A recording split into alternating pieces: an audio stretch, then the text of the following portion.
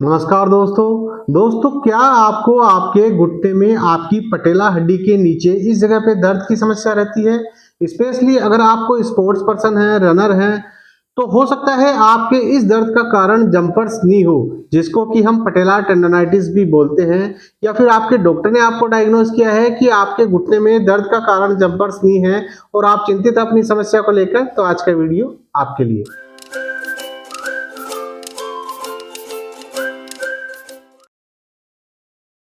मैं doctor CL Sen स्वागत करता हूं आपका हमारे चैनल डॉक्टर सेन फिजियो में। और आज इस वीडियो में मैं आपको जंपर्स नी, जिसको कि हम पटेला टेंडोनाइटिस भी बोलते हैं, उसके लिए एक ऐसा ही होम बेस्ड ट्रीटमेंट प्लान बताऊंगा जिसको आप आसानी से घर पे फॉलो कर सकते हैं और जिसको करने से आपको आपके घुटने में दर्द व सूजन की समस्या में इंस्टेंटली आराम मिलेगा। और अगर आप इस ट्रीटमेंट प्लान को रेगुलरली फॉलो करते हैं तो आप अपनी समस्या को 100% ठीक करने में कामयाब होंगे और फिर से मैदान में दौड़ने लगेंगे।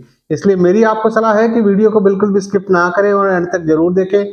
और चैनल पर पहली बार विजिट कर रहे हैं तो हमारे चैनल को सब्सक्राइब कर लें और बेल आइकन को दबा के ऑल नोटिफिकेशन बेल पर क्लिक कर लें, क्योंकि ऐसे ही नॉलेजेबल कंटेंट्स हम आपके लिए लेकर आते रहते हैं। अब सबसे पहला सवाल आता है कि पटेला टेंडोनाइटिस या जंपर्स नी की समस्या एक्चुअल में होती क्या है।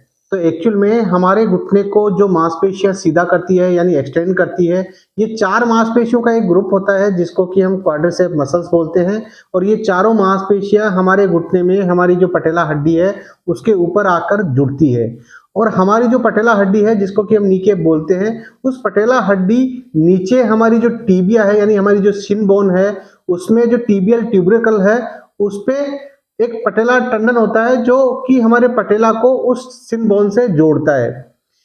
और ये जो मैकेनिज्म है ये हमारी जो क्वाड्रिसेप मसल्स है उसकी पावर को काफी हद तक बढ़ा देता है। अब मान लीजिए किसी भी वजह से इस पटेला टंडन में, जो कि हमारे पटेला हड्डी को हमारी शिन बोन से जोड़ता है, उसमें दर्द व सूजन की समस्या रहने लगे, तो फ्रेंड्स इसी कंडीशन को बोलते हैं पटेला टेंडोनाइटिस या जंपर्स नी। अब एक और कंडीशन आती है जिसको बोलते हैं ओसगुड स्लेटर डिजीज। और ये जो कंडीशन है ये बिल्कुल जंपर्स नी की जैसी ही एक समस्या है, लेकिन इन दोनों कंडीशन में जंपर्स नी में और ओसगुड स्लेटर डिजीज में एक डिफरेंस होता है।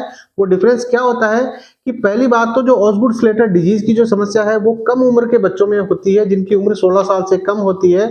और जो कम उम्र के जो बच्चे होते हैं उन बच्चों में खेलने कूदने की वजह से हमारी जो टीबिया होती है, हमारी जो शिन बोन होती है, उसकी जो ग्राउथ प्लेट होती है उसके अंदर उसके ऊपर स्ट्रेस आने की वजह से स्पूर बन जाता है, जो कि हमारा जो टीबियल ट्यूब्रोकल है जहां पे हमारा पटेला टंडन आकर अटैच होता है उस जगह पे एक स्पूर बन जाता है। वो एक पेनफुल कंडीशन होती है जिसके अंदर ठीक उसी जगह पे हमें दर्द व सूजन की समस्या रहने लगती है, जैसा कि जंपर्स नी के अंदर हमारी जो पटेला हड्डी है उसके नीचे रहती है। जबकि जंपर्स नी की जो समस्या है वो किसी भी उम्र के एथलेटिक्स पर्सन, स्पोर्ट्स पर्सन या रनर में हो सकती है। और इसका जंपर्स नी का जो मुख्य कारण है वो है जो पटेला टंडन है उसी के अंदर दर्द व सूजन की समस्या। जबकि ओसगुड स्लेटर डिजीज की जो कंडीशन है उसमें दर्द व सूजन की समस्या जो टीबियल ट्यूबरोकल है उस पे रहती है। तो ये एक दोनों कंडीशन में थोड़ा डिफरेंस है। अगर आपको ओसगुड स्लेटर डिजीज की समस्या हो या फिर जंपर्स नी की समस्या हो, आप दोनों कंडीशन में इस ट्रीटमेंट प्लान को फॉलो कर सकते हैं। और ट्रीटमेंट प्लान को फॉलो करने से पहले मेरी आपको सलाह है कि अपने डॉक्टर या फिजियोथेरेपिस्ट से कंसल्ट अवश्य करें, जिससे आपकी जो समस्या है वो प्रॉपर्ली डायग्नोज हो सके। और अगर आपको मेरे से कंसल्ट करना है तो आप वीडियो कॉल करके 1-to-1 मेरे से कंसल्ट कर सकते हैं, जिसका नाम मात्र का शुल्क लगता है। अब आपका ज्यादा समय नहीं लेते हुए डिस्कस करते हैं ट्रीटमेंट प्लान। ट्रीटमेंट प्लान का जो सबसे फर्स्ट पॉइंट आता है वो आता है फ्रेंड्स रेस्ट। हम कोई भी ऐसी स्पोर्ट्स एक्टिविटीज अगर करते हैं जिसकी वजह से उस पर हमारे जो पटेला टंडन है उस पर स्ट्रेस आ रहा है, तो हमें उसको अवॉइड करना चाहिए कुछ समय के लिए, जब तक हमारी जो तकलीफ है वो ठीक ना हो, जब तक हमारा जो दर्द है वो थोड़ा कम नहीं हो, तब तक हम ऐसी कोई स्पोर्ट्स एक्टिविटी नहीं करें जिससे हमारे जो पटेला टंडन है उस पर स्ट्रेस आए। इवन आपको सीढ़ी चढ़ना उतरना और नीचे उकड़ू बैठना भी थोड़े समय के लिए अवॉइड करना चाहिए, जिससे उस पर स्ट्रेस बार बार स्ट्रेस नहीं आए और आपकी जो तकलीफ है वो नहीं बढ़े। इसके बाद ट्रीटमेंट प्लान का जो सेकंड जो पॉइंट आता है वो आता है फ्रेंड्स आइस मसाज। हम 5 से 10 मिनट जहां पे हमारे को दर्द और सूजन की समस्या है हमारे पटेला टंडन पे, इस जगह पे हम 5 से 10 मिनट आइस मसाज कर सकते हैं।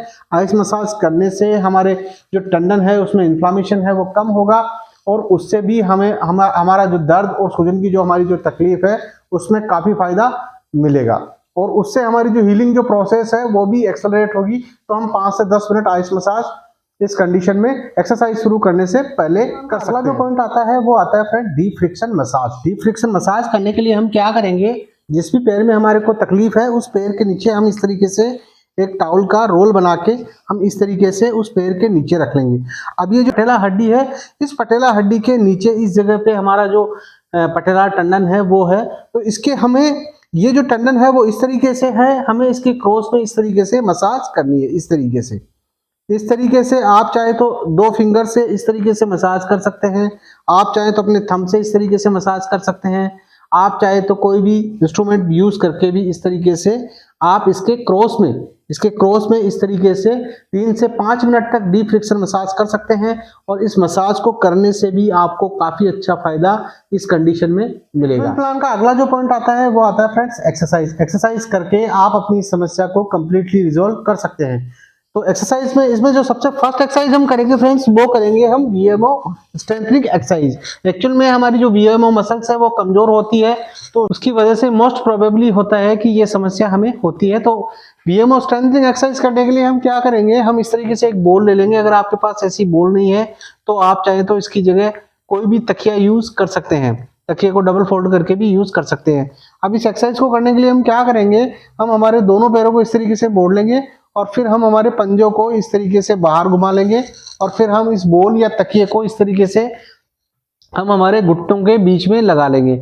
फिर हम क्या करेंगे, हम इस बॉल को दोनों घुटनों से दबाते हुए हम हमारी कमर को इस तरीके से पूरा ऊपर उठाएंगे, रोकेंगे, 10 काउंट करेंगे, 1 2 3 4 5 6 7 8 9 10, देन रिलैक्स। बॉल को दबाते हुए हम हमारी कमर को इस तरीके से पूरा ऊपर उठाएंगे, रोकेंगे, 10 काउंट करेंगे, 1 2 3 4 5 6 7 8 9 10, देन रिलैक्स। और इस तरीके से हम इस एक्सरसाइज के इनिशियली 10 रिपीटेशन करेंगे, फिर बढ़ाते हुए 15 और 20 रिपीटेशन तक हम इस एक्सरसाइज के कर सकते हैं। इसके बाद इसमें सेकंड जो एक्सरसाइज है फ्रेंड्स, उस एक्सरसाइज को करने के लिए हम क्या करेंगे, इस तरीके से एक टाउल का रोल बना लेंगे और उस टाउल के रोल को हम इस तरीके से हम हमारे घुटने के नीचे लगा लेंगे।